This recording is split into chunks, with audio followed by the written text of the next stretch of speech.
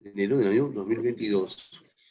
Vamos enfatizándonos directamente a resolver esta clase de hoy. Es bastante el material y el tema que debemos desarrollar tanto en economía como en geografía.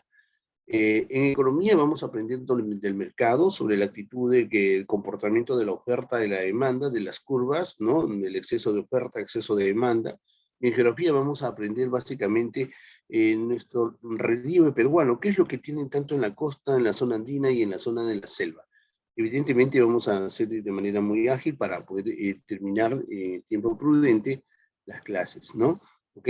Vamos ahí entonces, por favor, empecemos, ¿sí? A ver. Empecemos por acá. Ok.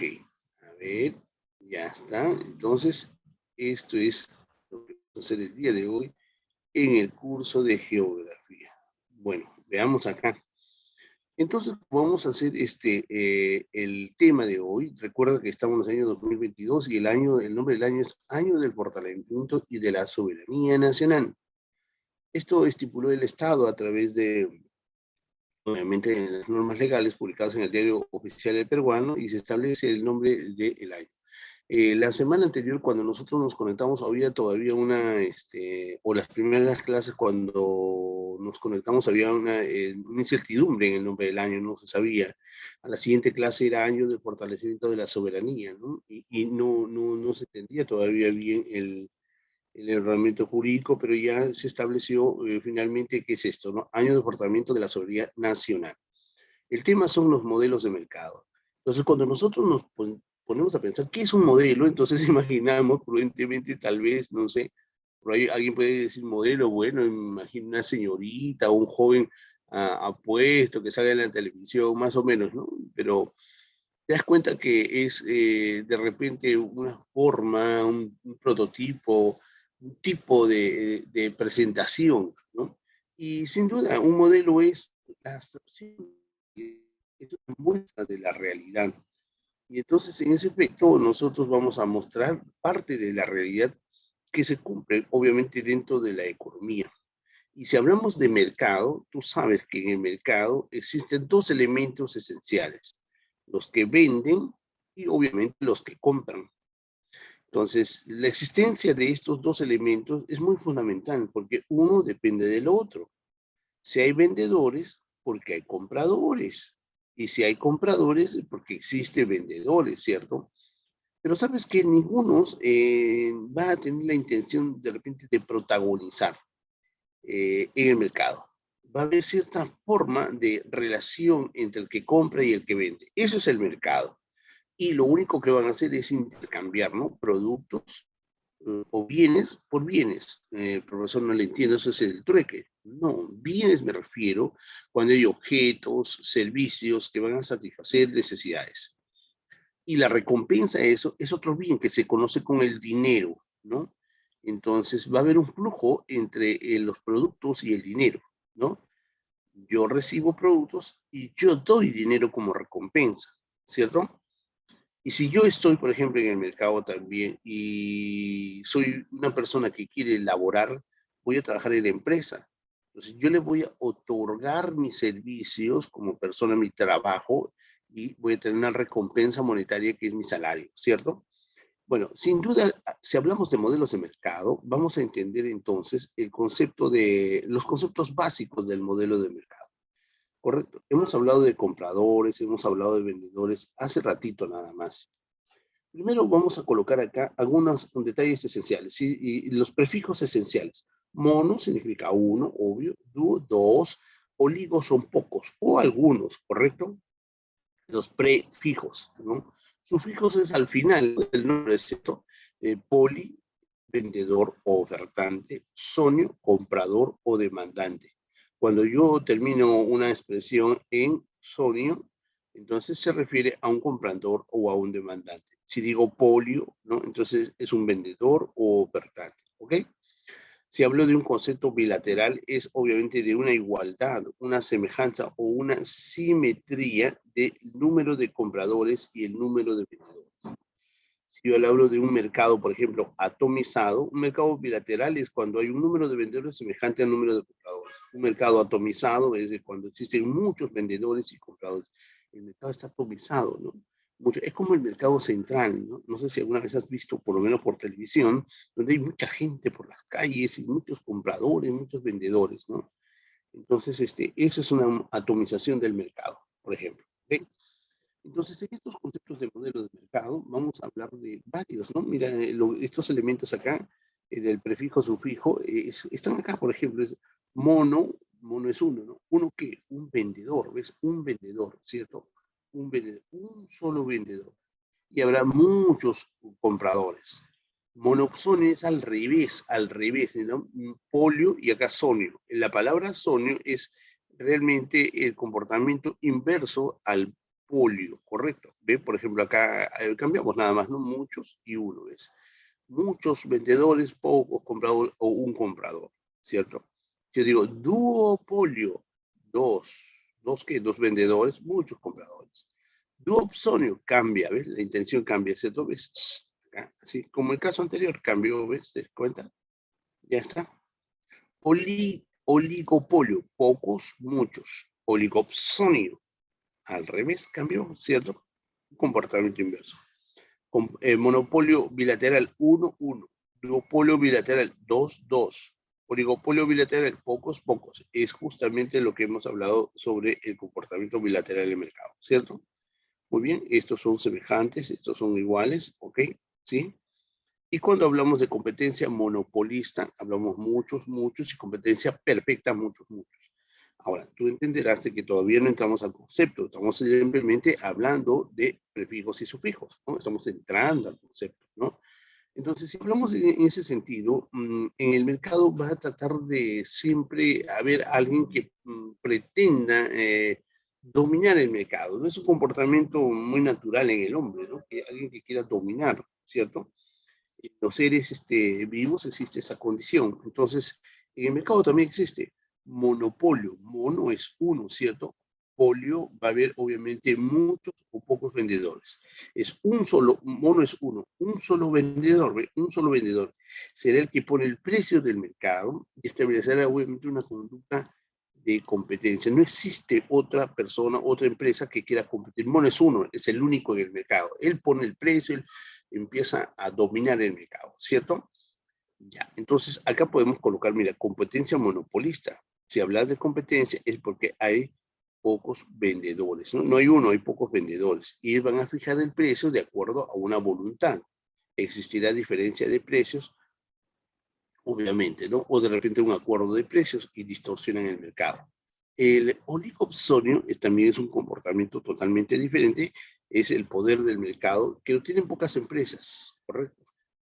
De alguna manera para colocar el precio. Esa es la forma de nombrar un cartel. Todo lo que estamos viendo solamente es el introductorio que vamos a empezar a desarrollar.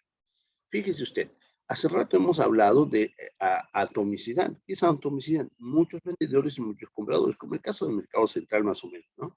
Entonces, mire, cuando yo hablo de modelos, existen dos tipos de modelos. Y hemos dicho que un modelo es la abstracción de la realidad. Es una pequeña parte de la realidad, ¿correcto? Y eso se coloca ahí para poder estudiarlo. A ver, entonces tenemos acá competencia perfecta y competencia imperfecta. Mira, para poder entender esto, siempre va a existir este lineamiento entre lo perfecto y lo imperfecto. Todos quisiéramos vivir con lo perfecto, con lo ideal, ¿no? Con lo adecuado, con lo idóneo, pero solamente esto es algo subjetivo. Nuestra realidad es que pasamos más tiempo con lo imperfecto, ¿correcto? Esta es la condición, la imperfección. Y esto es lo que domina obviamente nuestra realidad, la imperfección, ¿correcto? Y entonces tenemos que conocer eso, ¿no? Entonces, la competencia perfecta es lo ideal, lo que debería ser, pero no se da, ¿correcto? Por ejemplo, no existe el poder en el mercado, mire, no existe un poder, no, nadie domina ese mercado, todo bonito, todo ideal, ¿no? Los ofertantes y demás se ponen de acuerdo en el precio, ¿te das cuenta? Ellos tienen que lidiar en el precio. ¿Existe atomicidad? O sea, muchos ofertantes, muchos demandantes, o mucha oferta, mucha demanda. Sí, sí existe la atomicidad. Los productos son homogéneos. Los productos de bienes y servicios son totalmente homogéneos, ¿correcto? el precio del mercado, el precio lo determina el mercado, o sea, tanto el comportamiento del ofertante como el comportamiento del demandante. Existe simetría. ¿Qué cosa quiere decir simetría? Simetría es transparencia en el mercado. Todo está claro, todo está aquí, se da buena información del producto, del mercado, todo está muy bonito. No existe barreras para ingresar al mercado. Tú puedes ingresar al mercado, colocas tu negocio, sales del negocio, te metes a otro negocio. O sea, existe todo tipo de condiciones. No hay barreras técnicas ni legales que permiten el ingreso. Eso es ideal, eso no se observa en esta realidad, ¿no? Podría ser lo bonito, pero ya te dije, esto es una incertidumbre, ¿cierto? Es una incertidumbre. Pero lo que sí tenemos es este comportamiento imperfecto. En eso sí tenemos que convivir. Pero bien por nosotros, porque vamos a entender el comportamiento del mercado. Si existe imperfecto, es porque alguien está queriendo dominar, que alguien tiene el poder del mercado. Y ese siempre va a ser el monopolista, el que pone el producto, que pone el precio. Es el ofertante, pone el precio. Nosotros no podemos poner el precio porque la empresa ya lo puso. ¿Qué podemos hacer? No podemos discutir. Dice, si quieres, compras. Como es el único que domina el mercado, no existe atomicidad, o sea, no hay muchos ofertantes, es uno solo, ¿correcto? Entonces, no podemos escoger otro punto. Es quiere decir que no hay productos sustitutos. Tú no puedes escoger otro producto, sino el único producto que produce esa empresa. Y pagamos el precio que ellos quieran, ¿no? No hay, hay una heterogeneidad de precios, hay diversidad de productos, ¿correcto? Muy diferentes los productos, no hay homogeneidad. O sea, no puede haber, pues, ¿no? Sustituto no puede haber. Como el caso de la Coca-Cola, ¿te das cuenta? La Coca-Cola está alta el precio de repente y tú te compras otra bebida, ¿cierto? Hay un sustituto que reemplaza, pero en la competencia imperfecta no hay, no existe sustitutos, ¿correcto? El precio lo determina la empresa, es decir, el monopolista, tú no puedes poner precio. Existe asimetría, claro, o sea, no hay transparencia, nada está claro, de momento colocan el precio, sube el precio, baja el precio, o sea, las cosas no están claras, no hay información adecuada, ¿no? Existe barreras, no hay posibilidad de poder ingresar al mercado porque el monopolista no va a querer, pues nos va a sacar fuera, ¿no? ¿Cierto? No podemos ingresar libremente a ese mercado, ¿correcto? Esto sí se presenta en la realidad y eso trae anomalías. Este tipo de modelo de mercado trae ciertas anomalías y eso es lo que tenemos que estudiar, ¿correcto? Bueno, habíamos visto el monopolio, es aquel donde existe un solo vendedor, el que fije el precio, el que obviamente produce en cantidades, el que atiende al mercado, no hay sustituto alguno, ¿cierto? Y además vamos a encontrar un punto que se llama el punto de Cournot. El punto de Cournot quiere decir el punto máximo de la ganancia del monopolista. Este punto máximo de beneficios es la máxima ganancia, pero es la máxima ganancia del monopolista. Esa máxima ganancia se le conoce como el punto de Cournot, ¿correcto? ¿Ok? Ahí está, ¿no? La ganancia del monopolista. El oligopolio es lo que sí realmente existe actualmente en nuestra realidad. Existen pocas empresas que van produciendo gran cantidad de consumidores y obviamente que de alguna manera van a interceder en el precio del producto, ¿correcto? Fíjate tú, entonces, hay clases de monopolio, ¿no? Monopolio es una empresa que atiende el mercado, ¿correcto? Monopolios públicos, quiere decir que el Estado es el que participa ahí y el Estado es el que domina, ¿correcto? Por ejemplo, hay monopolios fiscales, como el caso de la SUNAT y el BCR, eso es un monopolio. A ver, ¿hay alguien que sustituye al BCR? No, pues no, no. ¿Hay alguien que sustituye a la SUNAT? No, y todo el mundo le tiene miedo a la SUNAT.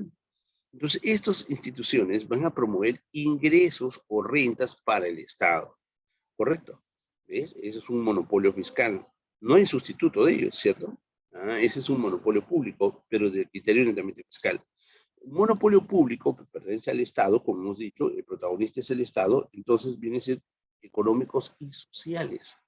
Y en este caso están, por ejemplo, las municipalidades, las obras de, por ejemplo, este puente. ¿Para qué se construye este puente? Un puente muy bonito, ¿no? Esto creo que permite el cruce de San Martín de Porras con el centro de Lima, ¿no? Por abajo está el río Rima, muy bonito ese puente, ¿no? Hecho en el gobierno de Castañeda. Entonces, este puente fluye y permite el contacto, permite obviamente las relaciones entre un distrito y otro distrito, ¿no? Si no existía este puente, pues tendría que darse una vuelta por otro lugar y es muy difícil, ¿no? Entonces, esto permite dar un criterio de beneficio social, colectivo, ¿no? Para muchas personas, ¿no? Un parque, por ejemplo, una plaza, ¿cierto? Una satisfacción colectiva.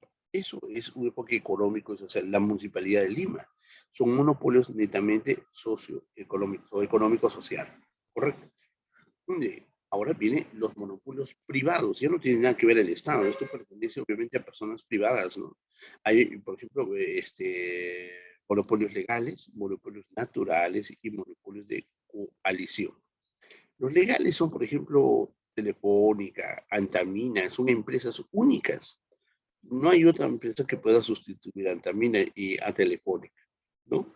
Aunque en los últimos tiempos, pues, el comportamiento de Telefónica ha cambiado, ¿no? Porque ahora existen otras empresas, ¿no? Diferente a Movistar, que brindan los servicios, pero se convierte en un monopolio. Ya no está, cuando solamente existía Movistar, un monopolio legal. Hoy en día ya existen algunas empresas, ¿no? Pero son pocas, por lo tanto ya se convierte en un oligopolio, ¿no? Un oligopolio legal. Son aquellos monopolios que están permitidos por ley, ¿ves? Para que cumplan actividades dentro de un determinado territorio o que sustente su importancia por el crecimiento económico. Mira, los peajes y las garitas que están en las carreteras, ¿cierto? Uy, profesor, yo viajo con mi papá paga acá, paga allá, paga allá. Es cierto, ¿no? Eso es algo realmente no está bien, no está correcto que dentro de una ciudad exista tantos peajes. Sin embargo, es un monopolio privado, ¿no? Porque está bajo la concesión de una empresa que tiene que cobrar, ¿cierto? Pues mira, miles y miles de carros pasan por ahí, ¿cuánto dinero diario, no? Muy bien, existen otros monopolios naturales, pero de criterio netamente privado. Son monopolios que nacen de la propia naturaleza, ¿no? De la necesidad de las personas, ¿no? ¿Cierto? Por ejemplo, Sedapal. ¿Quién puede sustituir a Sedapal? Nadie, pues es un monopolio netamente natural, ¿correcto? Monopolio de coalición. El monopolio de coalición es obviamente una combinación de los productores y consumidores, de tal manera de que evitan la competencia, sí, o sea, se juntan, ¿no? Se juntan para formar o dominar el mercado, ¿correcto? Muchas formas se han juntado empresas y dominan de esa manera el mercado. Esos son monopolios de coalición. Coalición significa juntar, unión, ¿no?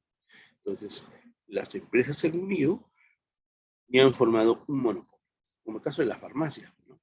Bueno, estas anomalías que hay en la competencia justamente son el TUNS, uno, de origen americano. ¿Qué quiere decir el TUN? Hay una empresa, ¿no? Obviamente es un conjunto de empresas que pertenecen a diferentes industrias, un conjunto de empresas que pertenecen a diferentes industrias, bajo una sola función y dirección. Esto es un TUNS. O sea, son muchas empresas de muchos rubros, pero tienen una sola función, ¿no? Una sola función. Y es dirigida por una nada más, un solo lineamiento, ¿no? Otro, por ejemplo, el cártel de origen alemán, donde existen empresas de igual industria, o sea, todas las empresas tienen semejante proceso productivo. El fin es regular la producción y las ventas, el precio del mercado. Ese es el cártel. Y el dumping obviamente es cuando las empresas vienen o ingresan del extranjero al país, cuando hay empresas que ingresan del extranjero al país, pero a precios diferenciados, con la finalidad de eliminar competencia. Por ejemplo, imagínate que tú y yo somos socios y nos vamos al extranjero y compramos gaseosas y entramos acá al mercado de Perú, ¿ya? Y ponemos nuestro nuevo producto que viene del extranjero y lo vamos a poner una gaseosa de 5 litros. Imagínate, una gaseosa de 5 litros a 3 soles, ¿no? Y tiene sabor y tiene calidad, tiene buena producción, excelente producción, pero 3 soles de 5 litros, ¿no?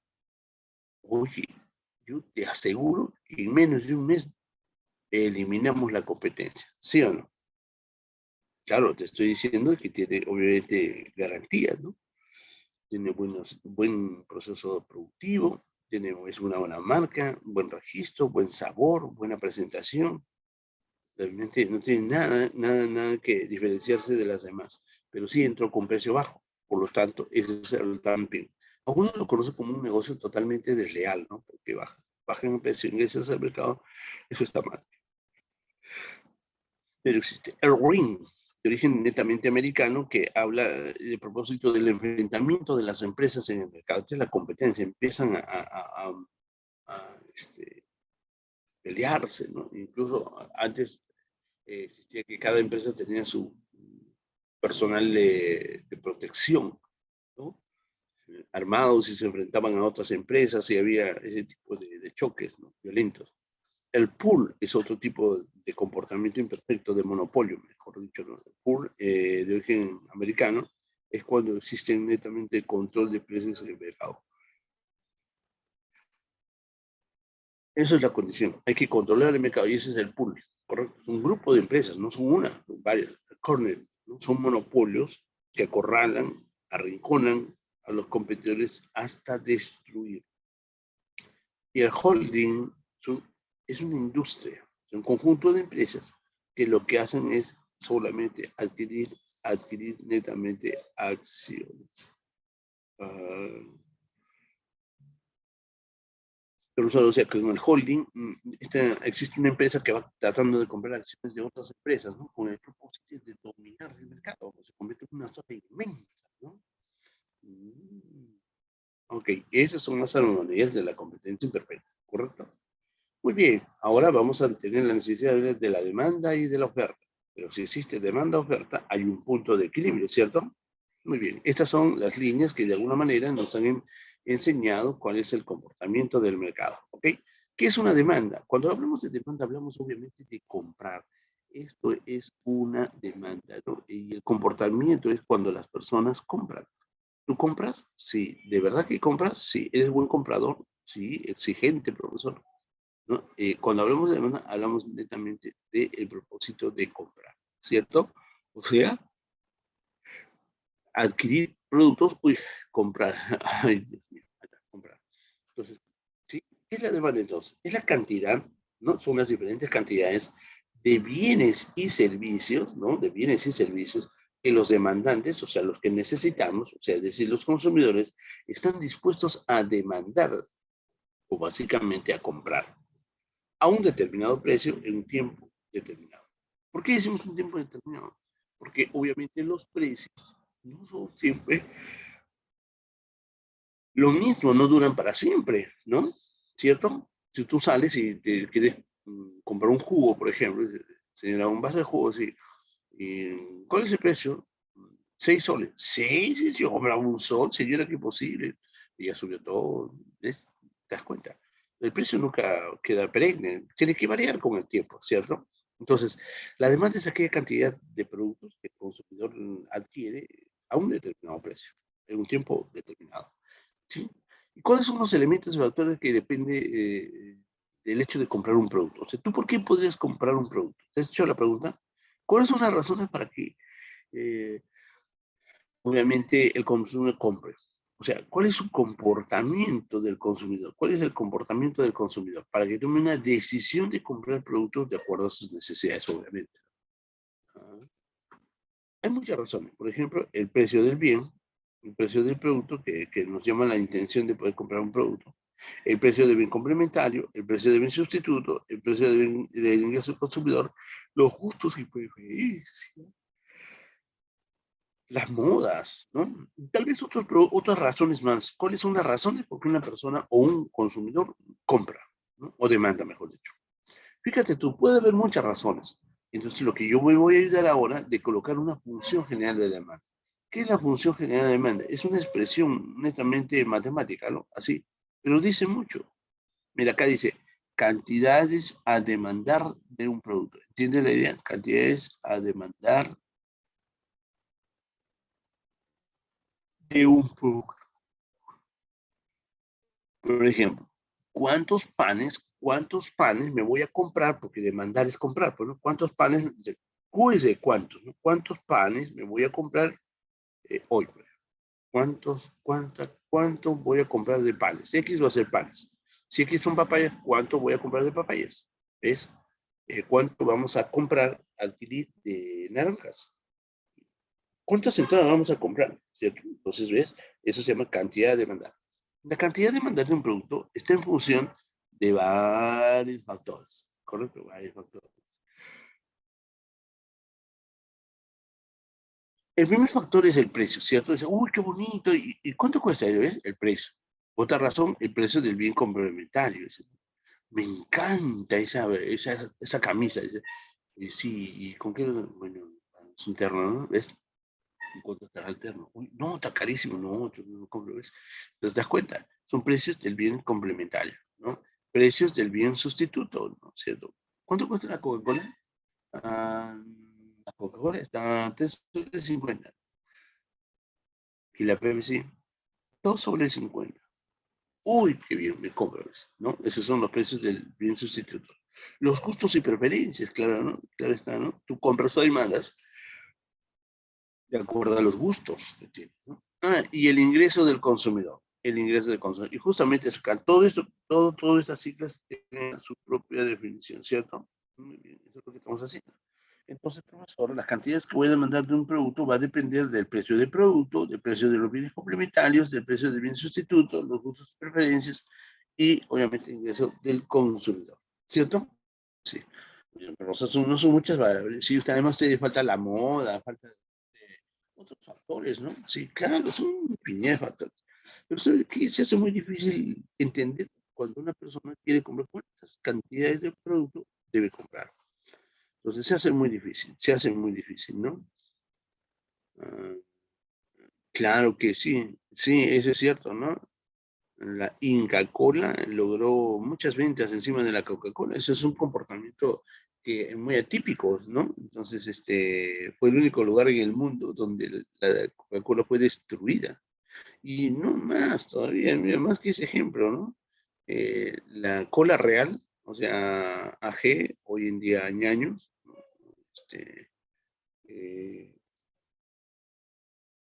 fue la que tumbó realmente a la Coca-Cola acá en el Perú, cuando la Coca-Cola, Inca Cola estaba elevada el precio porque había inflación, había problemas. Chicos, llevaron una Coca-Cola a la casa, los chicos se preguntaban de quién era el cumpleaños, porque no se tomaba Coca-Cola, por eso aparecieron refrescos. Y yo me acuerdo, me llamaban a mí Cancún, ¿no? En un sobrecito que echabas al agua hervida y lo movías y parecía jugo de naranja. Todo el mundo tomaba eso porque era un lujo comprarse una Coca-Cola, ¿no? Cuando alguien traía, oh, se preguntaba, ¿de quién es el cumpleaños? Era Coca-Cola. Y era muy caro, entonces las familias peruanas no podían adquirir por problemas económicos. Entonces ahí apareció una gaseosa que se llamaba KR, Cola Real. Y bajó el precio y toda la gente empezó a consumir eso. Y tenía envase más grande y era más barato. ¿Te das cuenta? Esa es la estrategia. Bueno, hoy en día esta empresa, Añaños, ¿no? Tiene varias empresas en el mundo. Es una empresa que ha crecido, que nos distingue a nosotros como peruanos y es una empresa que sigue creciendo. La tiene en México, en la India, tiene en varios lugares, ¿no? Su planta de proceso de producción de la cola real. Bit Cola es de cola real, por ejemplo. Bueno, sigamos. Entonces, estos son los factores que van a depender de la cantidad de semanas. Por ejemplo, las cantidades que voy a comprar de, de chocolates, la cantidad de chocolates que voy a comprar va a depender del precio del chocolate, del precio complementario, que algo complementario con chocolate, por ejemplo, puede ser, no sé, ¿no? Un refresco, no sé. Precio sustituto al chocolate, una galleta, de repente, algo que sustituye el chocolate. Va a depender de esa cantidad que voy a comprar. Acá dice cantidades, cantidades en el 1, 2, 3, 4. Mira, gustos y preferencias. Eh, Depende mucho, ¿no? El ingreso del consumidor. Entonces, ese es el ingreso del consumidor. Ah, yo tengo dinero, compro más. No tengo dinero, compro menos, ¿cierto?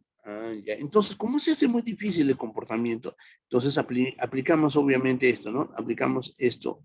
Esto es una condición, el ceteris paribus. ¿Qué quiere decir? Que todos estos valores van a permanecer constantes. pero menos el precio, ¿correcto? El precio no, todos van a permanecer constantes, ¿correcto? Constantes. O sea, no se mueve, pero no constantes, ¿no? Si yo tengo 5x, x es la que varía, ¿no? Y 5 es constante, ¿ves? Entonces, esto se va a quedar. Entonces, la única que no es constante es el precio, ¿correcto? O sea, por eso, si no es constante el precio, quiere decir que el precio puede variar. Sí, puede variar. Esto que las cantidades a demanda del producto, las cantidades a demanda del producto van a depender del precio del producto, de la única variable que no entró en el ceteris paribus. Esto es el ceteris paribus, cuando todas las variables permanecen constantes, ¿correcto? Menos el precio, ¿ya? Entonces, como el precio no fue constante, quiere decir que varía.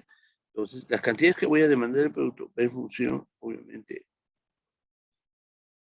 a el precio. Nada más, porque el resto es constante. El precio nunca entró en constancia. Ahora, tú verás un signo negativo. Sí, este signo negativo se llama pendiente de la demanda. Entonces, la pregunta está, ¿no? ¿Qué es la pendiente de la demanda? ¿Cierto? Entonces, fíjate acá tú. Lo que hemos hecho cuando hemos aplicado a la función general de la demanda, le hemos aplicado el ceteris paribus, me ha quedado esto. ¿Sí? Y esto se llama función de la demanda. ¿Ok? Entonces, fíjate acá. ¿Qué me dice acá? Que la cantidad que yo voy a comprar de un determinado producto, que la cantidad que yo voy a comprar de un determinado producto va a depender netamente del precio, ¿correcto? Del precio. Ahora, imagínense, chicos, ¿no? A ver, si yo quiero comprar panes, ¿no? Va a depender del precio de panes. Cantidad que es 1, 2, 3, 4. La cantidad que yo voy a comprar de un determinado del pan va a depender del precio. Claro, obviamente. Claro que sí. Mira, ¿qué va a pasar si el precio del pan sube en el mercado? ¿Qué pasaría si el precio del pan sube en el mercado? ¿Tú compras más o compras menos? Sí, profesor, si el precio en el mercado del pan sube, si el precio sube, ¿sí? El precio sube, entonces yo compro más o compro menos. Va a comprar menos, ¿cierto? Entonces fíjate la relación. No son iguales, mientras uno sube y uno baja, entonces ese es inversamente proporcional. ¿Ok? Perfecto. Ahora, si el precio del pan baja, entonces tú compras más, pues, ¿no? Compras más. Ese es un comportamiento racional, ¿no? El precio de los chocolates sube, ay, se sube el precio de los chocolates. Si sube el precio de los chocolates, yo compro menos. Si baja el precio de los chocolates, yo compro más. Entonces es una conducta inversamente proporcional. ¿Correcto? Ese es el comportamiento, obviamente, de la demanda. A eso se llama ley de la demanda. Claro, de hecho, ¿no? Hoy nos dan por un sol, sí, 7 panes, uy, qué barbaridad. Dime dónde yo compro 5 panes por un sol. Y los panes cada vez son más chiquitos, ¿no? Parecen galletitas hoy en día. Muy bien, las cantidades soportadas de un producto están en función únicamente del precio. ¿Ves? Esto fue pregunta de examen de admisión. Las cantidades a demandar de un producto están únicamente en función o sea, dependen del precio. Eso es lo que dice la función de la demanda, ¿no? Que las cantidades a demandar de un producto están en función únicamente del precio. Y este signo negativo se conoce como la pendiente de la demanda. Muchas veces han preguntado, ¿la pendiente de la demanda es negativa? La pendiente de la demanda es negativa, ¿ok? Bien, fíjate tú acá. Esta es la curva de la demanda, ¿correcto? Entonces, acá son los precios. Este es un precio 1 y este es un precio 2. Acá dice, precio 1, voy a comprar una determinada cantidad. Cantidad 1, ¿cierto? Cantidad 1. Sí.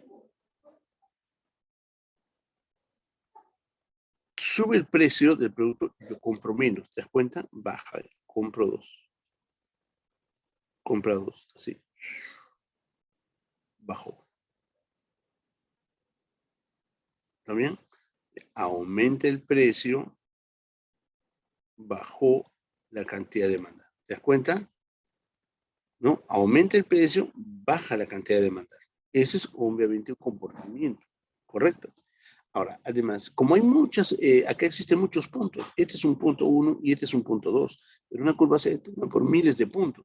Un punto en una curva se llama cantidad. Esto acá, por ejemplo, se llama cantidad a demandar en el punto C.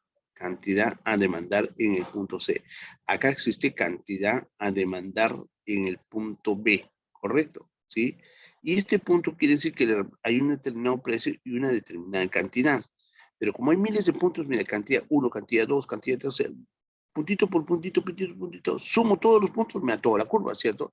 O sea, esto es la curva de la demanda total. ¿Estamos? Sí, esto es. Sí, ahí va. Ya está. ¿Sí? Entonces, sigamos. A ver, ya está. Entonces, considerando que todos están en centro del precio, o sea, todos están constantes, menos el precio, justo está lo que te dije, ¿no? La ley de la demanda. El precio sube, las cantidades a demandar bajan. Sube, baja el precio de chocolate, aumento, me compro más, bueno, ¿cierto? Esa es la ley de la demanda. Si el precio de un producto de mercado sube, entonces la demanda compra menos. Si el precio del producto de un mercado baja, entonces la demanda es más, ¿no? Esa es la ley de la demanda, ¿correcto? Y todo el comportamiento en la oferta es igualito, al revés nada más, ¿ya? A ver, cambios en la cantidad. Cuando hablo de cambios en la cantidad, justamente hablo del propósito de cambiar las cantidades, es decir, puede ir desde un punto hacia otro punto, ¿no? Eso obedece, obviamente, porque la relación es inversa, ¿no? Por ejemplo, acá tenemos precio 1 y no precio 1 y acá debe ser cantidad 1, ¿cierto? A un precio, una determinada cantidad. Sube el precio, puede ser al revés, también baja, ¿no? Entonces, si sube el precio a un peso 2, entonces te cuenta, ¿no? La cantidad baja, ¿cierto? Subió el precio, sube el precio, ¿cierto? Y la cantidad obviamente disminuye. ¿Ok? Ya está. ¿Ves? Y eso es lo que pasa en la demanda. Ahora, uy, acá, esto es de la oferta. Acá hay un lapsus brutus calamitosus facial efectos, ¿no? Este es de la oferta, ¿correcto? Es el mismo comportamiento. A ver, a ver, a ver, a ver, a ver. Ah, ya, no, no, no, perdón, este está bien el título, sino acá es sí, está bien, está perfecto, no, no, el equivocado soy yo. Ok, está perfecto. A ver, ¿qué es lo que pasa? Sabemos esta función general, ¿no? Esta es la función. Cantidad demandada es igual al precio del producto, precio de los bienes complementarios, precio de bien sustituto, costos, preferencias y ingreso disponible. Si hemos aplicado el ceteris paribus, entonces, cuando yo quiero mover la curva, o sea, la curva, esta es la curva de la demanda, ¿correcto? Esta es la curva de la demanda.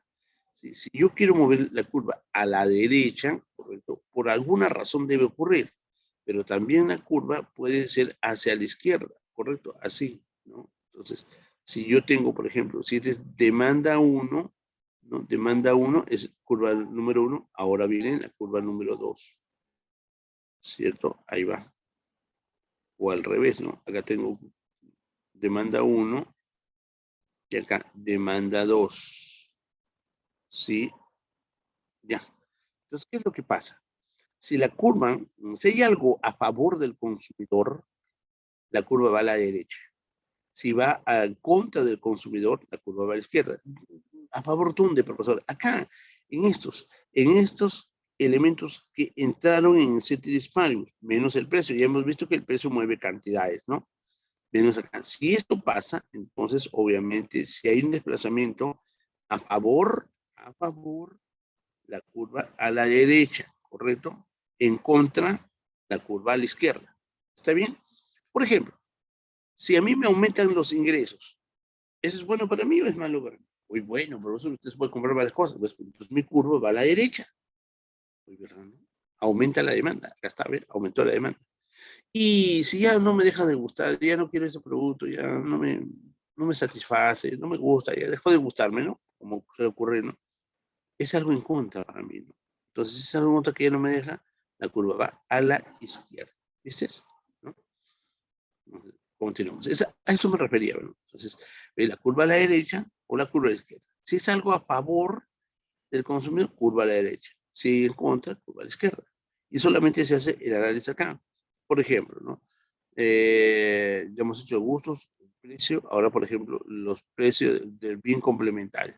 Si el precio del bien complementario sube, entonces, ¿para qué no? ¿Cómo comprar yo Este producto, si lo que necesitamos es el producto principal, pero si el complementario subió, lo que va a subir, no nos favorece que haya subido. Entonces la curva va a ir a la izquierda, ¿te das cuenta, no? Ya, muy bien. ¿Estamos? Perfecto. Y en la oferta ocurre lo mismo que en la demanda, ¿no? ¿Qué es la oferta? Son las cantidades de bienes y servicios que los oferentes o productores están dispuestos a vender a un precio en un tiempo determinado. Ahora es cuando estamos vendiendo. Es el mismo comportamiento. Fíjate el comportamiento de la oferta y ahora fíjate el concepto de la demanda, ¿cierto? Mira, ve, son las diferentes cantidades que el demandante o comprador están dispuestos a demandar o comprar a un precio determinado a un tiempo. Igualito casi, ¿no? Es al revés, pues el comportamiento es al revés, ¿cierto? Son las diferentes cantidades que el ofertante está dispuesto a vender a un precio determinado. Y cuando nosotros vendemos, ahora piensas tú como empresario, dice, el precio del bien, los costos de producción, las condiciones climatológicas, los niveles de tecnología, capacidad instalada, eh, programas de gobierno y otros factores. Puede haber muchos factores. El empresario se encuentra con muchos factores, pero ojo, tienes que tú y pensar como empresario. Y ahora vas a ver el comportamiento del productor, del empresario, llamado obviamente ofertante. Ya está. Ya. Entonces, a ver, acá está. La función general de la oferta. También tiene factores. Mira, precio del bien, capacidad, costos de producción, condiciones climatológicas, tecnología, ¿no? Capacidad instalada, programas de gobierno. Esto que está acá lo he simplificado porque todo esto acá, mira, ¿cierto? Estos son algunos factores, existen más obviamente. Ah, profesor, pero usted me va a decir de que el comportamiento es muy difícil. Claro, es muy difícil, ¿sabes por qué? Porque hay varios factores, varios factores. Ah, ya, entonces usted me dice que le aplique ceteris paribus. Sí, es una condición. Si le aplicamos ceteris paribus, quiere decir que el precio no se va a mover. Ah, si el precio no se mueve, todos estos elementos entonces van a permanecer constantes, ¿no? Entonces, como son constantes, no se mueven, pues. El único que sabemos es el precio, ¿cierto? Entonces, la fórmula que la cantidad ofertada del producto es igual a, está en función del precio. ¿Y por qué más acá? Porque depende ahora, es la pendiente de la oferta. ¿Y qué quiere decir? Fácil, pues mira, entonces nosotros lo que estoy explicando acá es justamente la ley de la oferta del producto. Esta es la cantidad que vamos a ofertar, o sea, vamos a vender al mercado y que va a estar en función de su precio, ¿correcto? Ya está, aquí. Entonces, ¿cómo hacemos ese estudio? Fácil. Te dije yo que pensaras como empresario, ¿cierto?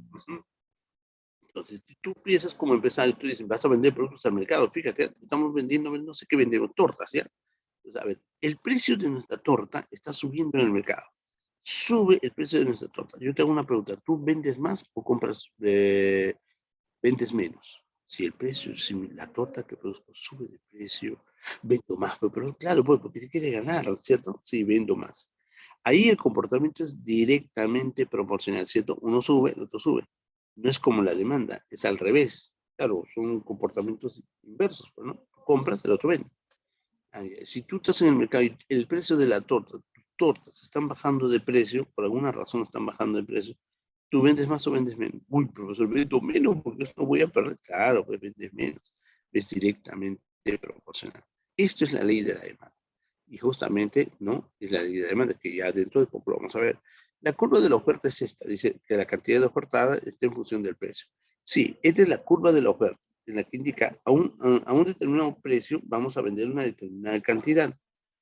Sube el precio. Si sube el precio, ¿tú vendes más o vendes menos? Bueno, profesor, si sube el precio del producto, yo vendo más porque yo quiero ganar más. Claro, ahí está, pues, más. Ah, de razón es directamente proporcional. Claro, es directamente proporcional. En el caso de la demanda no es así, no es al revés, claro, es al revés.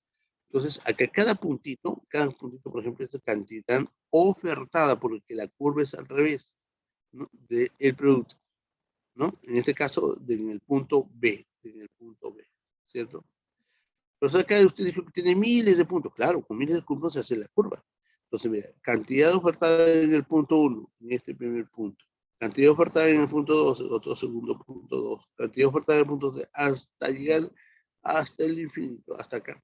Entonces, todo eso, esto es la curva de la oferta. Aquí va. Y justamente es lo que hemos colocado. ¿Cierto? ¿Ya? Entonces, la ley de la oferta ya lo que te expliqué, ¿no? Si el precio sube, yo vendo más. Si el precio baja, yo vendo menos. Esta es la ley de la oferta. Y ahora vamos a hacer entonces las curvas, ¿no? Igual, en este caso, mira, ve, la curva. Esto ya te expliqué. Cambios de la curva. Acá está, ¿no? Te dije que la curva de la oferta es así, ¿no? La curva de la oferta es así. Así. Esto se llama oferta 1. Esta oferta 1 va a tener un comportamiento. Puede trasladarse de esta manera. Acá, oferta 2. ¿Sí? Entonces, ¿qué pasó? De oferta 1 a oferta 2, ¿qué sucedió? Se va a la derecha, ¿no?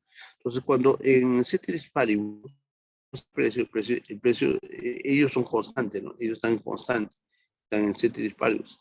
Entonces, si esto es a favor del ofertante, la curva a la derecha. Si es en contra, la curva irá a la izquierda, ¿cierto? Están disminuyendo la oferta.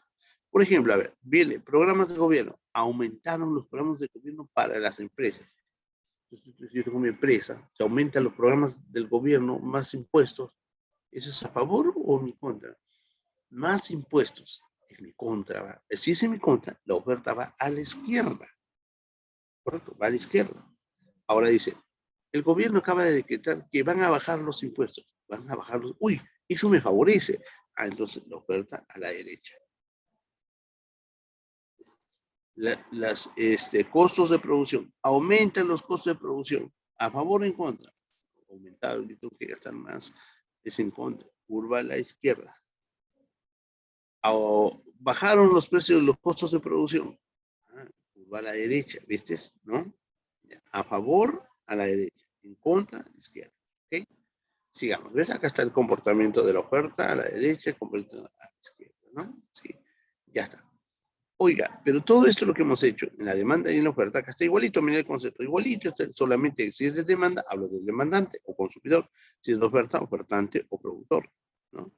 Y si es demandante, hablo de adquirir, ¿no? Y si es ofertante, hablo de vender.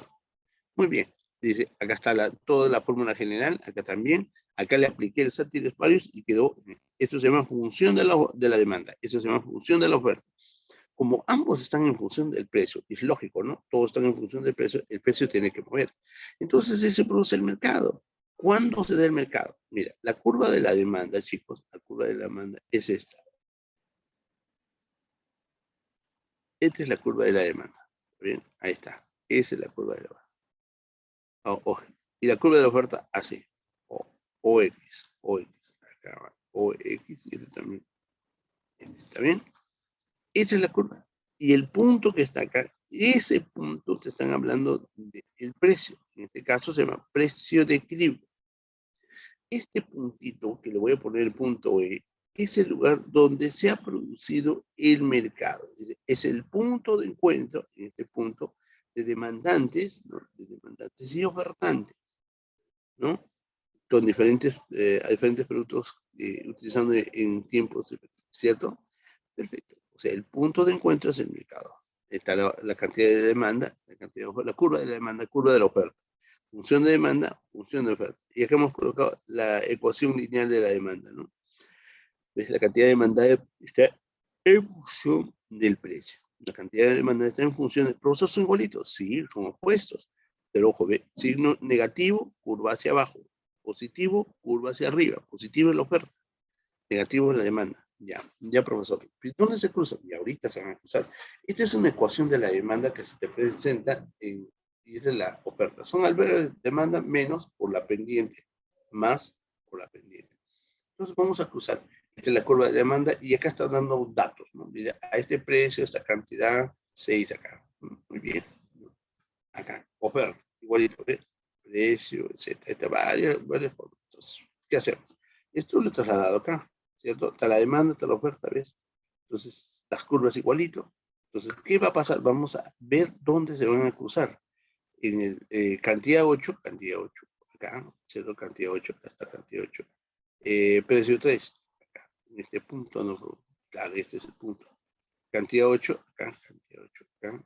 Y precio 3, acá. Este punto, ¿sí? Ahí van a conseguir, Entonces, fíjate, ya está.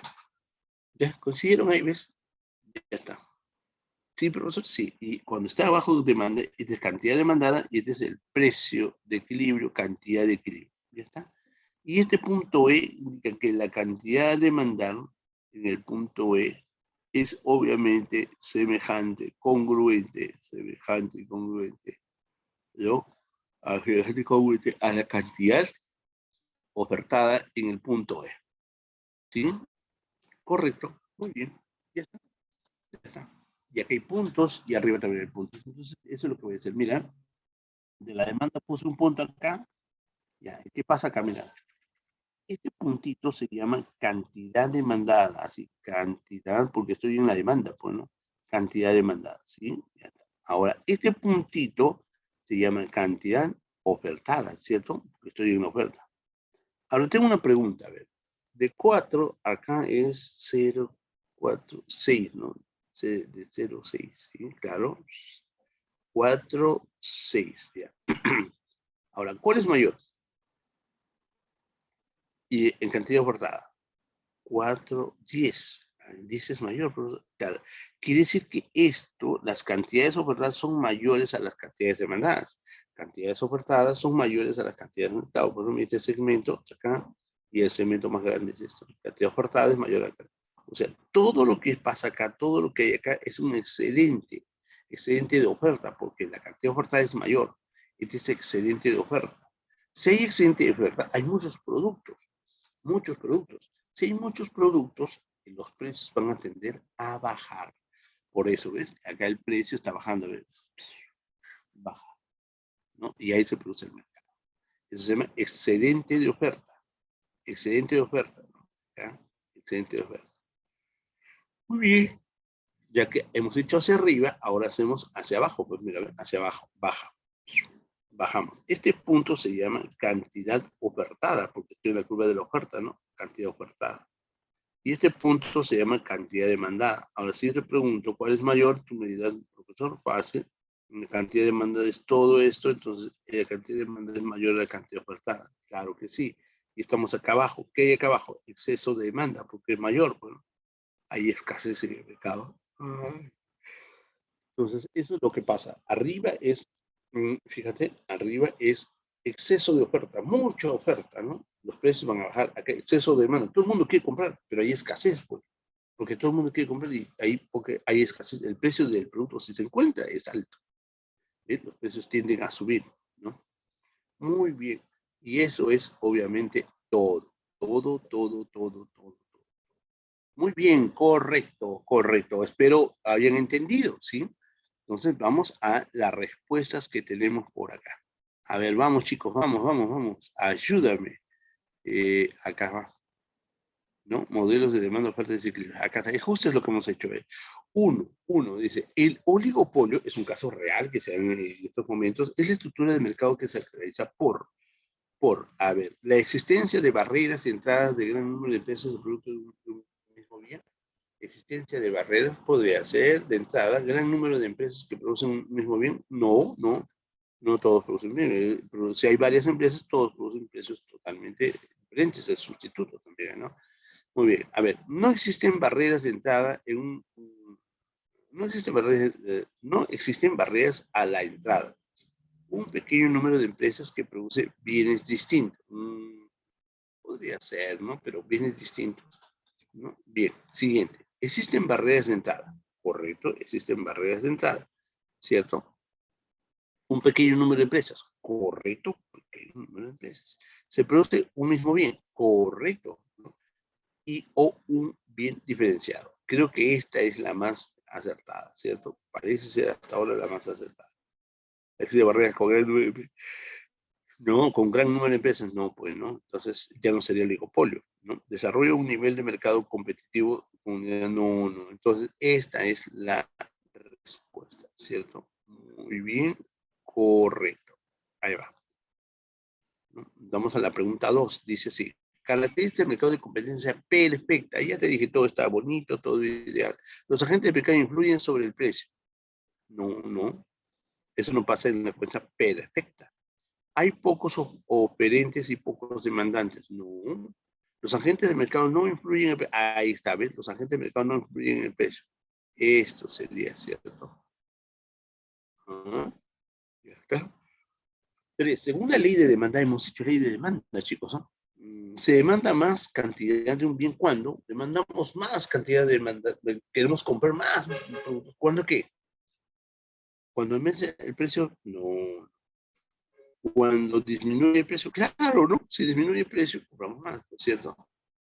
Ah, excelente, muy bien, muy bien, muy bien, muy bien, ¿no? Entonces, sigamos, a ver, sigamos. Entonces, a ver, acá, ¿qué dice acá? ¿Qué dice 4? Mira, ¿qué está pasando, no? A la derecha.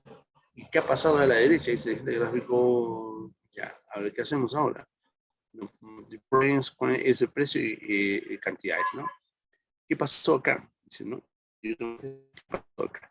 Un desplazamiento de la curva de la desplazamiento de la curva de sí, la curva de la oferta, esta no es la oferta, pues esta es la demanda hacia abajo. Ah, un desplazamiento de la curva de la demanda. Ah, sí, esto está mejorando. Un incremento de cantidad de demanda, un incremento de cantidades demandadas. No, esto es cierto. ¿Cierto? 5 dice, uy, esto hemos hecho, profesor. ¿Se acuerda que usted nos dijo este punto y este punto? Estas cantidades demandadas, cantidades ofertas mayor.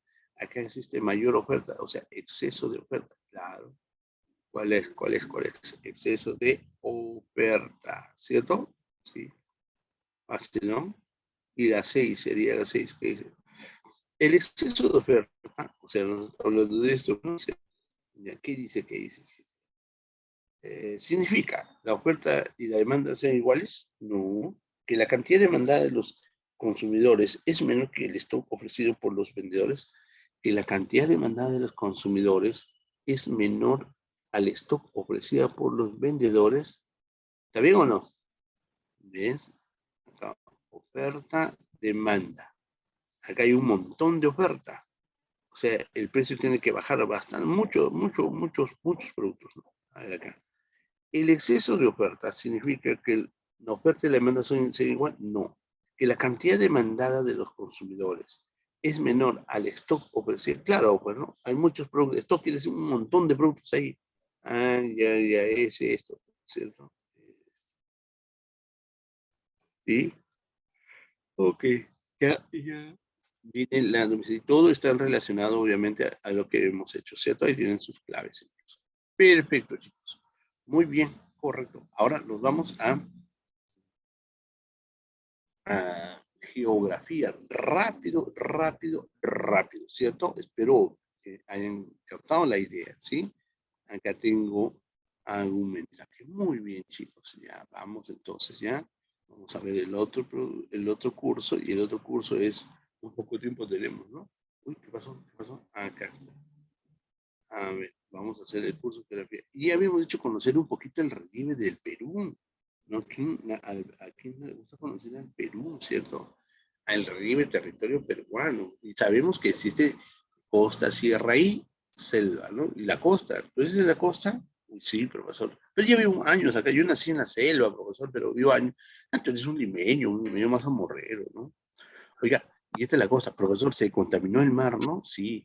¿Y esto, profesor, y ahora qué? Ah, miren, en lugar de, disculpe que yo diga esto, ¿no? De estar perdiendo tiempo ahí con las personas ahí, sacando un poco a poco, deben traer maquinarias del extranjero. Tienen que traer maquinaria del extranjero o prestarse o alquilarse máquinas para que solucionen toda la contaminación. Eso no lo va a poder hacer así. El mar está contaminado en gran cantidad, ¿no? Mucha responsabilidad. Y el gobierno, ¿qué va a hacer el gobierno? La empresa dice, vamos a dar canastas para la gente que canastas nadie vive y además logró toda la costa, ¿cierto? Mira, el mar más rico del mundo contaminado. Las aguas se contaminan. ¿Ves? ¿No? Y ahora todavía no vemos las repercusiones. Eso va a influir en la flora y en la fauna. Todavía no es. Dentro de 1 o 2 semanas, por lo menos, ahí vamos a ver la repercusión, ¿no? Muy bien. ¿Qué hará el Estado? Pues, ¿qué hará el presidente? Mira, no sé. Bueno, en fin, veamos a la costa entonces, ¿ves? Profesor, esta es la costa, sí, la costa viene desde aquí, profesor, desde, ¿no? Desde Tacna, desde el departamento de Tumbes hasta el departamento de Tacna, todo desde la costa, ¿no? Este es el mar, este mata contra sí, pues, ¿no?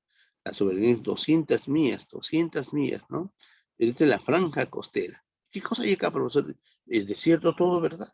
Sí, es una franja costera, pero menos acá en el norte, porque hay mucha vegetación, llueve mucho ahí, ¿no? Y acá desde Piura hasta Tacna, y pues puro desierto. Desierto, pero Lima es desierto. Y Lima y Marruecos, solamente esas dos ciudades en el mundo han sabido sobre, sobreimponerse, por decir así, a la arena, ¿no? Al desierto. Acá tú vas a Lima y no encuentras nada de arena, nada, ¿no? Salvo que te vayas allá por Vía Salvador, al fondo, porque acá la Vía Salvador es una ciudad, ¿no? Santa Rosa, Satélite, por ahí por lo menos, ¿no? Pero todo es un desierto. Y es desierto porque tienen factores también, la corriente peruana, la corriente de Humboldt, ¿no? Y pues eso es la razón esencial, ¿no? De que hay aguas frías y el agua fría no se evapora rápido. Si no se evapora rápido, hay nubes ahí todavía, no permite que esa agua fría pesada se evapore y empiece a llover. Si empezara a llover, la costa sería llena de vegetación. No ocurre eso, desértico. Entonces, ¿qué es la costa? La costa peruana es una planicie desértica, eólica, alargada y angosta. Claro, no todo el linaje de la costa es amplio, ¿no? Hay lugares donde tiene mucha amplitud, hay lugares de poca amplitud, ¿ok? Entonces vas desde Tumbes hasta Tacna, como hemos dicho. En Piura, por ejemplo, acá arriba tiene más o menos un ingreso de la costa de 180 kilómetros. Ahí hay en Piura, Piura Tumbes, hoteles muy bonitos para poder alojarse. Están las mejores playas del Perú, muy bonitos. Una de ellas Colán, ¿no? Más abajo en Arequipa, ¿no? En Arequipa, pues obviamente acá, ¿no?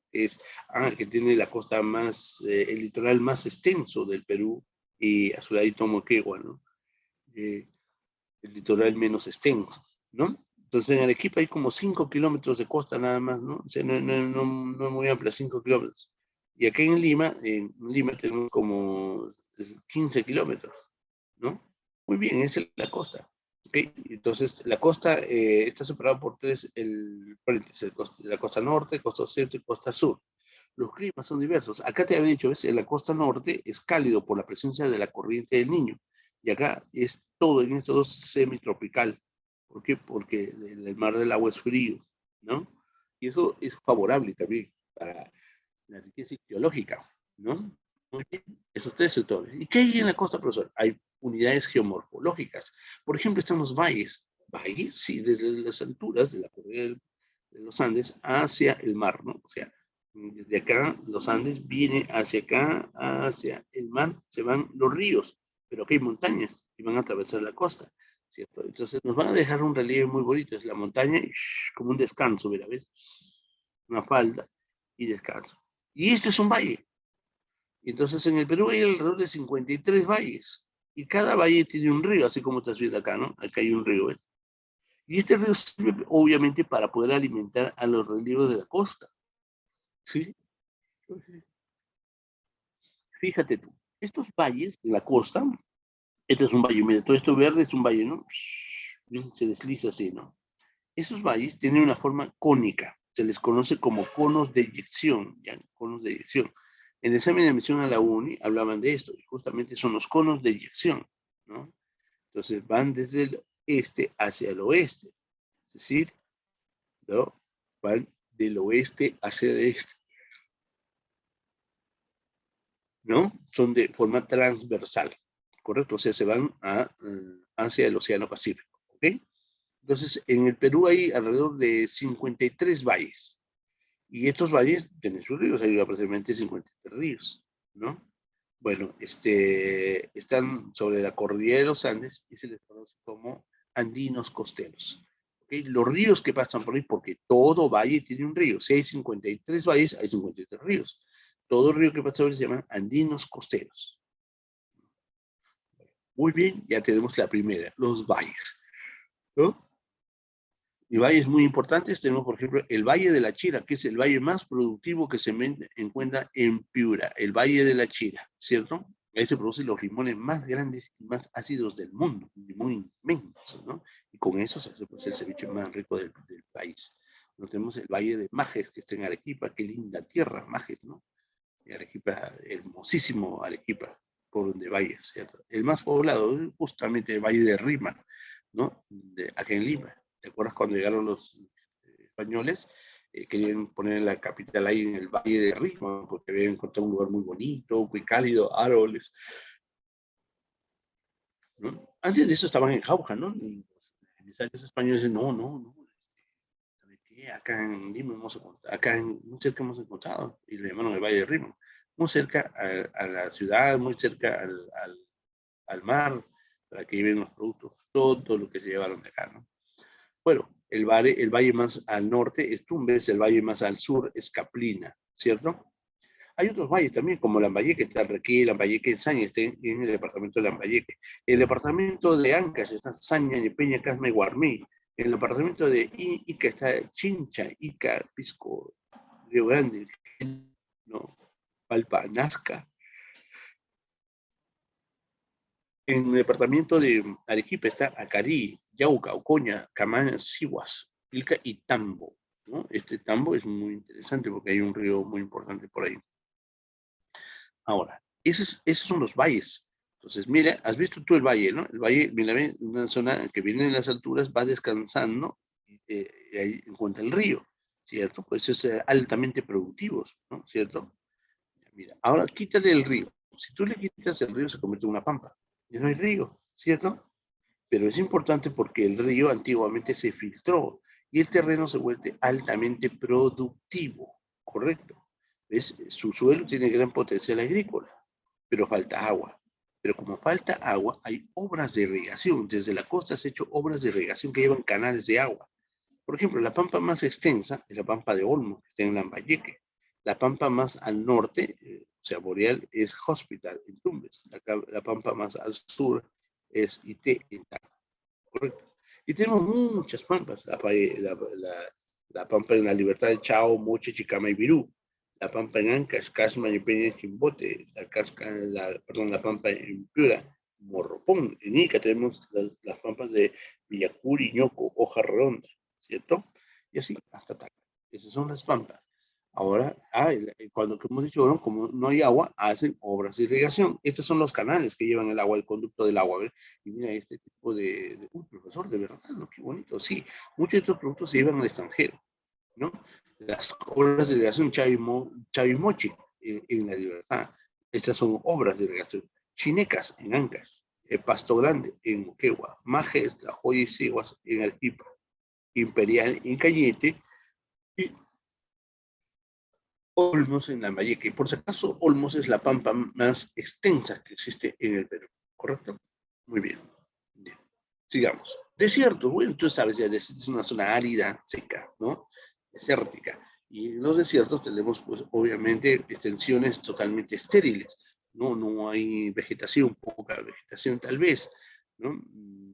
Y ahí se forman dunas por la fuerza eólica, las dunas se van formando, es muy típico ver que parte del relieve de arena, ¿no? Va a ser arrasada por los vientos y se forman como unas lengüetas y hacia abajo. Es muy divertido para mucha gente, ¿no? Pero eh, la duna más alta en el Perú es de 55 metros. Uy, pero es como un edificio, claro, ¿no? Es donde está en la duna de Porpú, ¿cierto? Muy bien.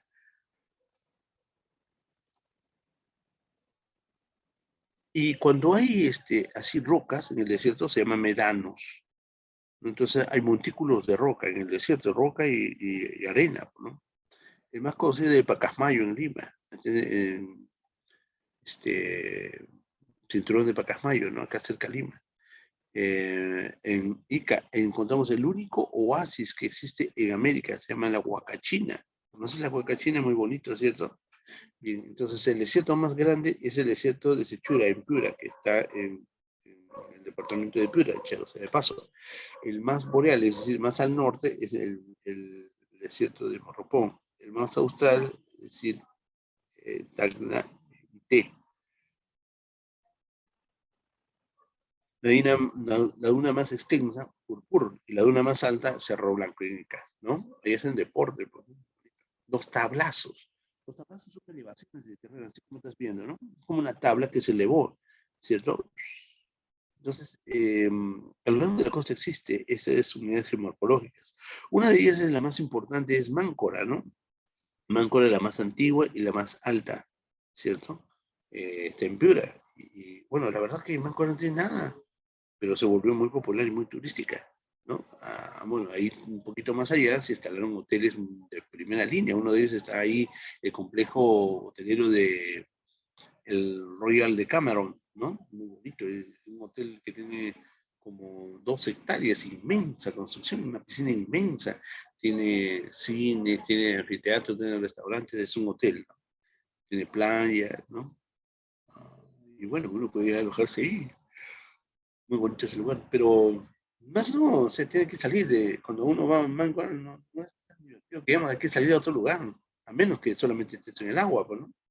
Entonces, ahí está la isla del amor, está más allá la isla de los loros, perdón, de los pájaros, la isla de los huesos, ¿no? Hay que visitar un poco más allá, nos vamos a ir a la laguna de la niña, ¿no? Puede ser, pero no, a Manco irían al hotel Royal de Cameron u otros hoteles que dan diversión, son 5 estrellas muy bonitos, ¿no?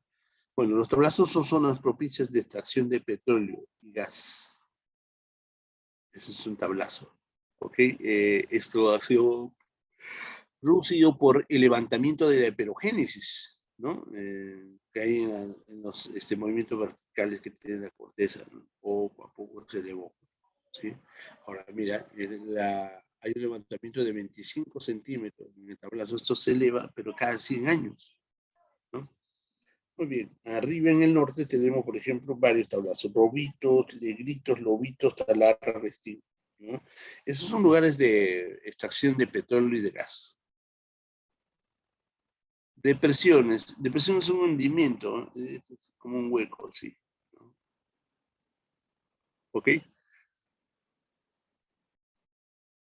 Pero en esa depresión vamos a encontrar de repente nitratos, sulfatos, ¿no? Que vamos a encontrar sales, ahí son zonas de hundimiento de bajo nivel del mar y que afloran aguas gargantadas de sales, ¿ves? Hay sales. Se encuentran cerca del mar y por ello son llenan de agua, sales y fosfatos, ¿ves? Algunas depresiones donde baja salinidad. Bueno, muy bien. Y flora, de tal manera que tiene presencia de fauna. A eso se llaman obviamente albúferas. Por ejemplo, la más extensa es la depresión de Bayobar, que tiene 37 metros bajo el nivel del mar, o sea, un hueco de 37 metros. Está en Piura. Otro departamento de Piura, perdón, Sechura, ¿no? En Piura. Luego Cerro Piura, Cañamaj, 5 metros. ¿Ves? Salinas, aquí en Huacho, Otuma, en Paracas. Muy bien. Estivaciones andinas. Las estivaciones andinas son los cerros que hay en la costa, que son parte de la corteza que se han metido obviamente a la costa, ¿cierto? Son cerros y colinas. Por ejemplo, la más visitada, la Loma de la Che, que está en Lima, Lomas de la Che. La más extensa, Lomas de Arequipa, que está en Arequipa. Cerro San Cristóbal. Cerrito Otunga, ¿no? Que está en Ica. ¿Sí? Estas son las estivaciones andinas. Ahí el hombre ha colocado sus casas. Mira, ya no hay ni cerros, ya no. Entonces miraba yo alrededor de mi casa y yo, ya no hay cerros acá. Y esto es malo porque, como ya sabes, estos pueden deslizar piedras, rocas, ¿no? Y destruyen pues acá la vivienda. Los esteros.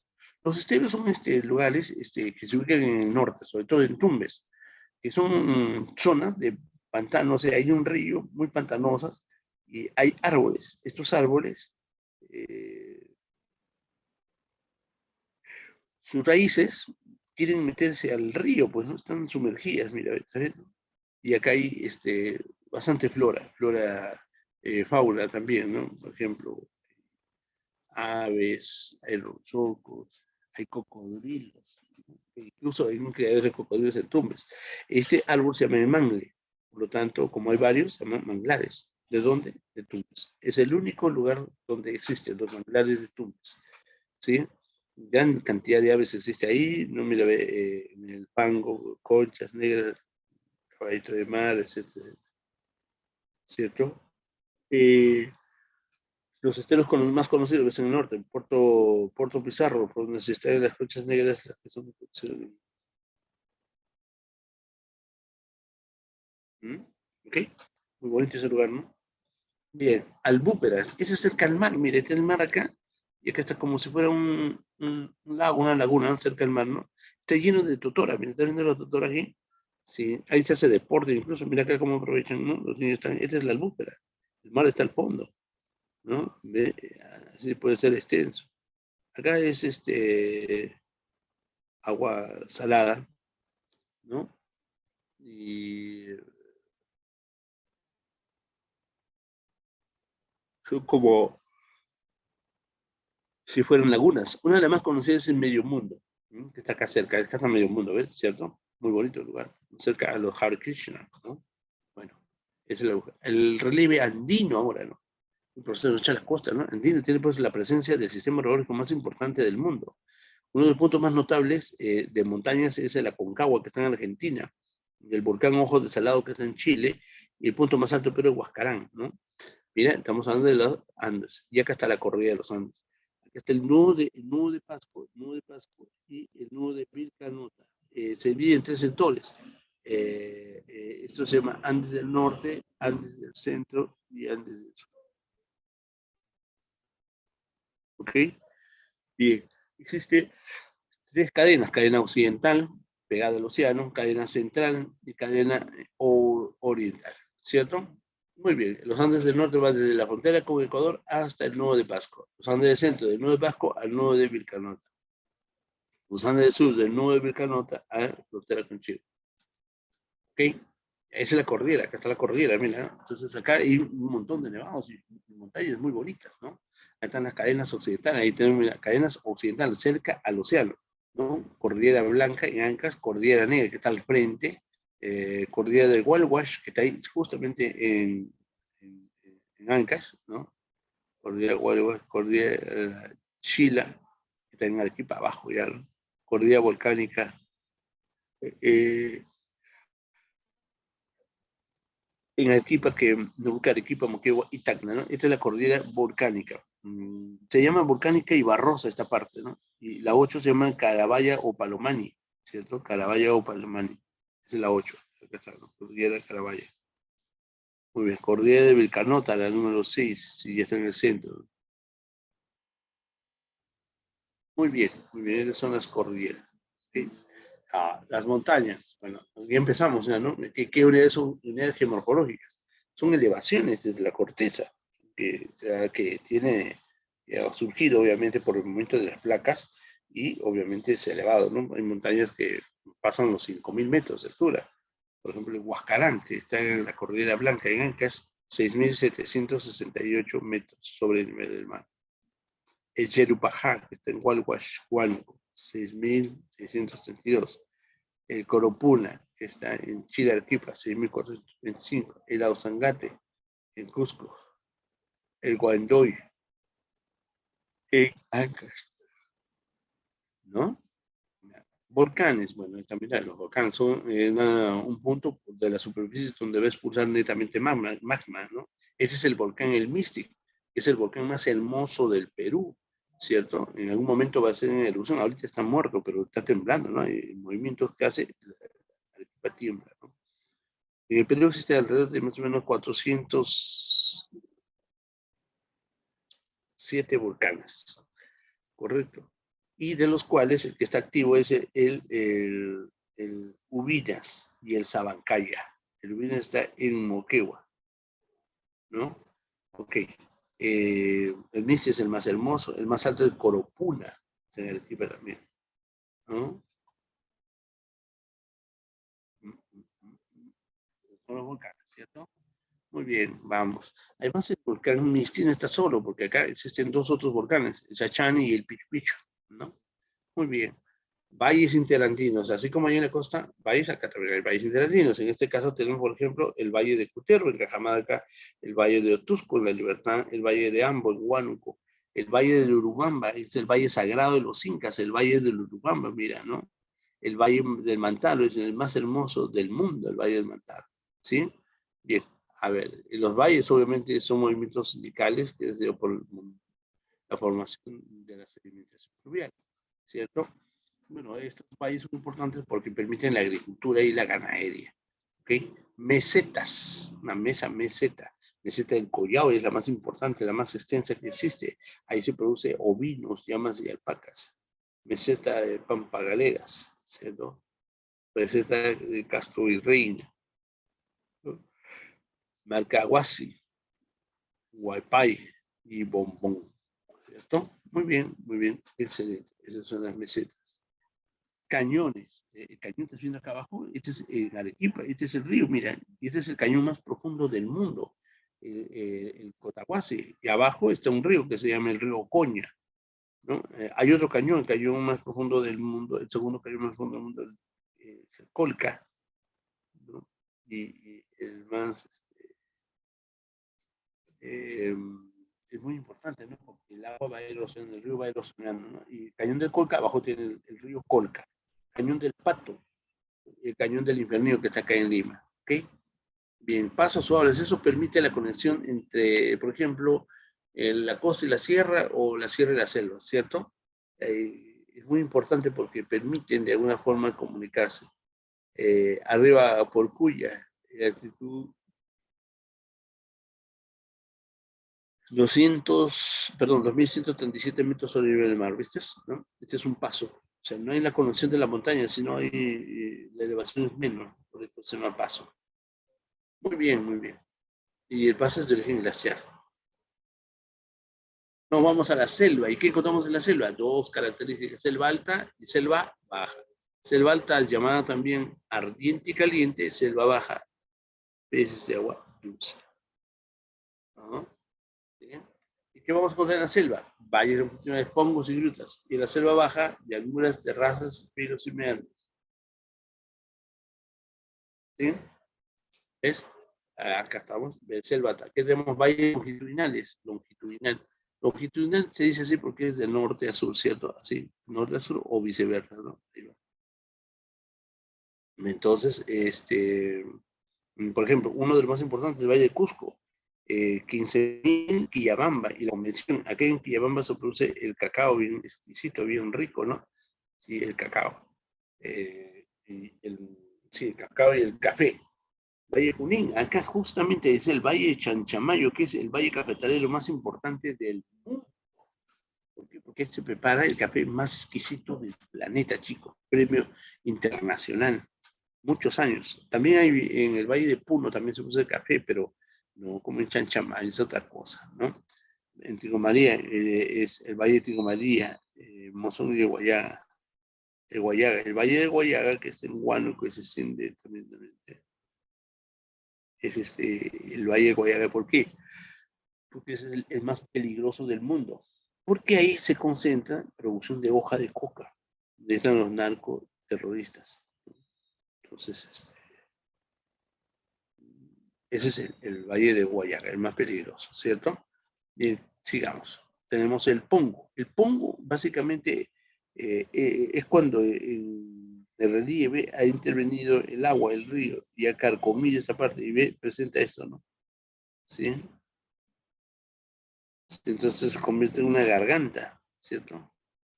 Muy bien. Entonces, ¿qué es lo que vamos a tener acá? Es lo siguiente. Estos hongos han abierto como los cañones.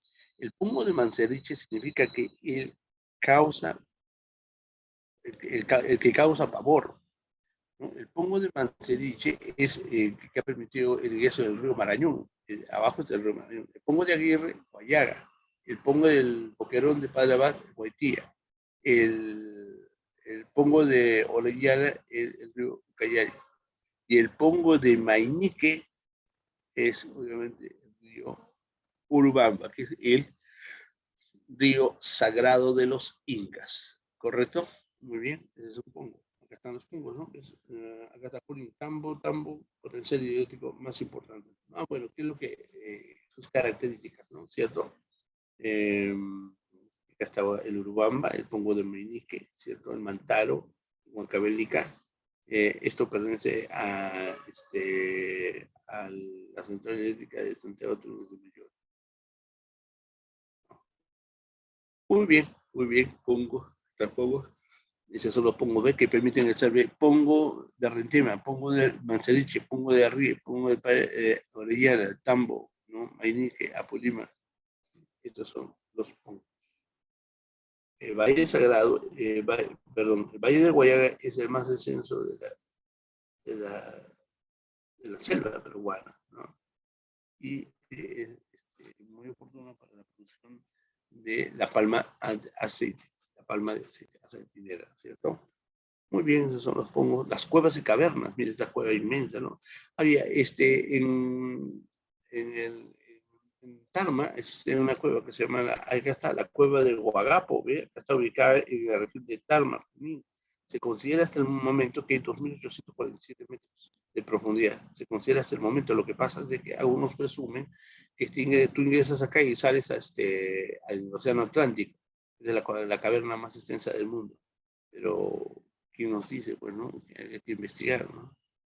Ha habido expediciones, pero que todavía no salen. Incluso hay un niño, ¿no? Que acompañó a unos franceses, unos expedicionistas. Pero hasta ahora, pues, no logran ver qué cosa hay más. Tienen historia también.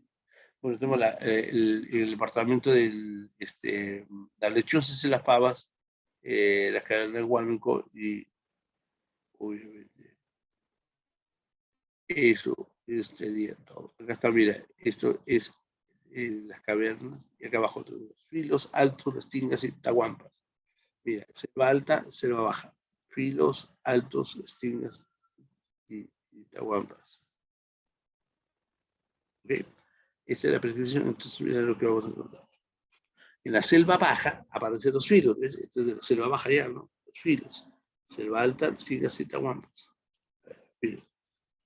Bueno, los filos hay una mayor concentración porque el hombre va y desgrega obviamente los árboles, ¿no? Y los saca y los coloca, obviamente destruye este lugar, ¿cierto? Muchos árboles acá y la arboleda obviamente queda, estos son los filos utilizados por el hombre. Los altos son donde existen grandes ciudades, donde se establecen ciudades, ¿no? Son adecuadas para la agricultura. Las restingas, donde se produce ahí oportunidad para la producción. Es una zona humedal y se produce ahí arroz, por ejemplo, ¿no?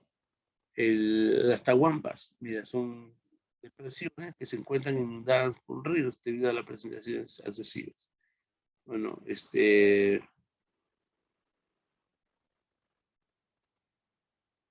son las tahuampas, ¿cierto? Muy bien. Las tipiscas son lagunas que se forman. Los recodos también, ¿no? Mira, parece una culebra, ¿no es cierto? Es una culebra. Pero bueno, obviamente son hechos dejados por el río, ¿ok? Y con eso, obviamente, hemos acabado, ¿ok? Pero antes vamos a ir a pasar, obviamente, al otro contexto para poder hacer las respuestas oportunas. Geografía. A ver, vamos acá. A ver, pregunta número 1. A ver, tú me ayudas, ¿cierto? Relieves que forman parte de la garúa y neblinas que son persistentes en la costa durante el invierno y primavera. Pues siempre es así, ¿no? Y lo que pasa es de que el hecho es de que hay neblinas, pero eso favorece a una parte de la costa. Esas son las famosas lomas, y una de las lomas más importantes son las lomas de la Chay, ¿no? También de humedal, ¿no? Hay varias lomas, pero la más importante de conocer en el mundo es las lomas de la Chay. Fauna y flora, muy importante, ¿no? Dos, los conos deyectivos, profesor, esto es los valles, ¿no? Claro, se caracterizan por ser, además de ser formas más, a ver, depósitos de salitre, no, de desarrollar, no. Depósitos fluviales sí, porque es como un río, pues, ¿no? Y más pobladas, claro, sí, sí, también más pobladas. Siempre van, por eso, siempre han ido a los valles para poblar a la gente, porque es que el río, ¿no? Tres, a ver, tres. Las áreas formadas cónicas, de origen cónico, las áreas de forma cónica que se originan en las Andes, ¿ves? ¿Te acuerdas que vemos la foto? Son los más poblados. Esto es casi muy parecido, ¿no, profesor? ¿Y cuál sería la respuesta? Ah, en los valles, pero acá no hay valles, pero, profesor, pero hay conos de digestivo, es lo mismo. Ah, claro, ¿cierto? Cuatro. A ver, cuatro dice, son geoformas que se encuentran asociadas al plegamiento y a la acción erosiva de los glaciares y se ubican en la parte más baja de la cordillera de población que utilizan para poder cruzar de una región a otra, aprovechando los espacios naturales de vía comunicación terrestre entre Lima con Cerro de Pasco. Utiliza ya, esos son los pasos o abras, ¿cierto? Son los pasos o abras, ¿sí? Que permite allá, alto. Pero ojo, acá me dice, aprovechando después de Lima, hacer repaco, allá. Ese es entonces Anticona, ¿cierto? ¿No? Anticona. Esticlio, ¿no? Esticlio.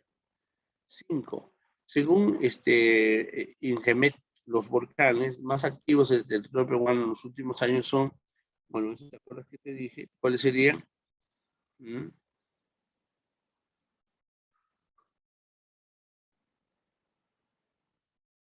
¿Mm?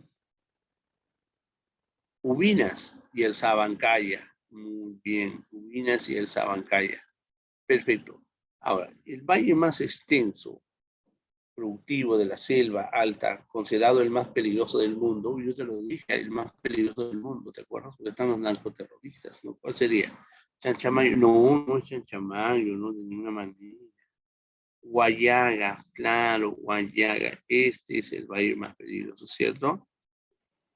Muy bien, excelente. Y bueno, eso es obviamente todo. Creo que hemos podido alcanzar con plenitud el desarrollo de estas dos áreas y hemos completado las preguntas prudentes. Yo les agradezco por la atención prestada y son muy gentiles cada uno de ustedes y sigan estudiando como lo hacen. Muchas gracias. No sé si Jesús tiene alguna indicación, por favor. ¿No está Jesús? ¿Jesús? Si Sí, no, no está profe, por ahí, dígame, ¿no? profe. Sí, profe, estaba viendo la otra aula. Sí, sí, disculpa. ¿Hay alguna otra indicación o algo? No, profe, ya sería todo, más bien, ¿Estamos bien? profe. Agradecerle, profe, y Ah, también desearle su pronta mejoría, profe. Entonces, para que ya pueda estar también con nosotros presencial, profe. Así que sigan las fuerzas ahí, profe, para usted y sí, para su familia. de hecho. Gracias por tus palabras y realmente hacemos todos los esfuerzos posibles para que así sea también, ¿no? Hay prescripciones médicas que tenemos que cumplir y siempre, chicos, lo único que les puedo decir es que protegerse y cuidarse y tomar todo en serio, ¿no? El cuidado es muy importante, el lavado de las manos es muy importante.